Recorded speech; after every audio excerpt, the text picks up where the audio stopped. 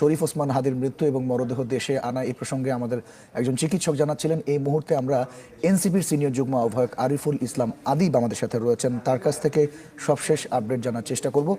আদিব, আশা করি শুনতে পাচ্ছেন। একটু জানতে চাই যে শরীফ ওসমান হাদি তো আমাদের ছেড়ে চলে গিয়েছেন, প্রথমেই একটু জানবো যে আপনাদের প্রতিক্রিয়াটা আসলে একটু জানতে চাই। প্রথমত বিষয় হচ্ছে যে শরীফ ওসমান হাদি ভারতীয় আধিপত্যবাদ বিরোধী, বাংলাদেশের স্বাধীনতার পক্ষে, বাংলাদেশের সার্বভৌমত্বের এক অতন্ত্র প্রহরী, যিনি স্লোগান ছিল যে জুলাই জান দিব তবু জুলাই দিব না।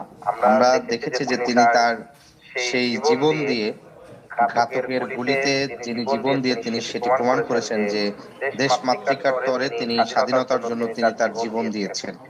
আমরা মনে করি যে শরীফ ওসমান হাদি ভাইকে যে গুলিবিদ্ধ করা হয়েছে, এটি শুধু শরীফ ওসমান হাদি নয়, বরঞ্চ এটি জুলাই শক্তি, জুলাইয়ের যারা নেতৃত্ব, ভারতীয় আধিপত্যবাদের বিরুদ্ধে যারা লড়াই সংগ্রাম করেছে, বিশেষ করে শেখ হাসিনার শাসনামলে 15 বছরে প্রতিবেশী রাষ্ট্র আওয়ামী লীগের মাধ্যমে তাদের স্বার্থ রক্ষার জন্য বাংলাদেশের প্রত্যেকটা সেক্টরে যেভাবে ভারতীয় হেজিমনি প্রতিষ্ঠা করেছে, আওয়ামী লীগের উৎখাতের ফলে যে নতুন নেতৃত্ব সেটার প্রতিবাদে যখন সামিল হয়েছে, সেই নতুন নেতৃত্বকে মূলত হত্যার মিশনে নেমেছে আওয়ামী লীগের সন্ত্রাসীরা, এবং একই সাথে এর সাথে প্রতিবেশী রাষ্ট্রের সংস্থা স্পষ্টভাবে জড়িত।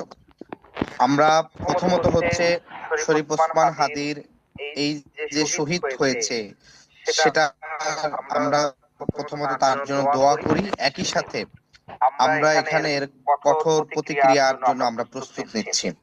আমরা স্পষ্ট বলতে চাই, বাংলাদেশে গণহত্যার দায় আওয়ামী লীগ এবং এর যুবলীগের যেসব সন্ত্রাসীরা মামলা হয়েছে, এখনো সরকার গ্রেপ্তার করেনি, তাদেরকে অতি দ্রুত গ্রেপ্তার করে তাদেরকে আওতায় আনতে হবে। একই সাথে আমাদের রাতেই তাৎক্ষণিকভাবে ঢাকায় বিভিন্ন জোন ভিত্তিক আমরা বিপ্লবী ছাত্র জনতা ঢাকায় বিভিন্ন জায়গায় বিক্ষোভ কর্মসূচি করবে, তাৎক্ষণিকভাবে বিক্ষোভ কর্মসূচি হবে। আগামীকালকে পবিত্র শুক্রবার জুমার নামাজের পরেও বিক্ষোভের আয়োজন থাকবে।